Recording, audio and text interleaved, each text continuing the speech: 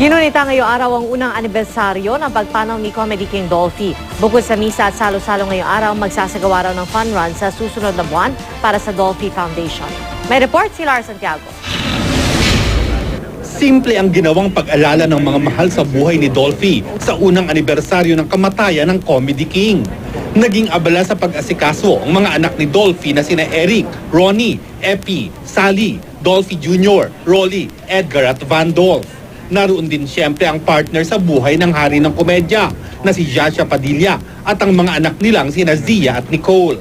Isang misa ang idinao sa mismong puntod ni Dolphy. We wanted it simple, wala kaming masyadong inimbita. It's really family. Tapos kung sino talaga yung nakaalala, kung sino yung gustong pumunta, pwede silang pumunta. Pakiramdam ni Jasha, napakabilis ng panahon at hindi raw niya halos mapaniwalaan na isang taon na pala mula nang mamaalam ang kanyang lovey. Bagamat nakaka-cope daw silang buong pamilya, hindi pa rin nawawala ang sakit at lalong hindi nawawala ang pagmamahal nila kay Dolphy. Araw-araw, tinuloy ko naman yung tradition ko na kinakausap ko siya. Katulad, bago ako masambahay, papaalam ako. Tapos kanina sabi ko, halika na, tara na. Pero kagabi, alam mo na padating, masakit pa rin. At yun ang sabi ko sa kanya, parang kailan mo mawawala yung sakit. Bukod sa misa at kaunting salo-salo, walang ibang plano ang mga Quezon para sa araw na ito. Pero may dadaos daw na fun run sa Maynila sa August 21 bilang pag-alala sa Comedy King at ang malilikom dito ay mapupunta sa Dolphy Foundation.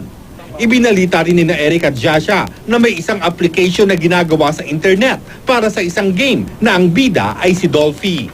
There's this company in the States who approached us and asked us if they can develop an app, a game na daddy ko yung bida. So, parang Angry Birds na ganyang game.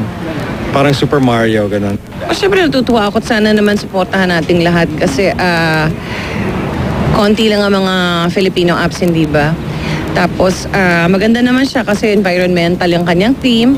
Kahit naman daw nagbabang luksana, hindi pa rin nakikita ni Jasha ang sarili na muling iibig. Pag niloloko ko ng mga tao sa paano at magde-date ka na ba, sabi ko, I don't know how to do that anymore and I feel that I'm too old na parang hindi ko na iniisip yun eh, hindi ba? Parang pagdadating naman yung dadating daw eh.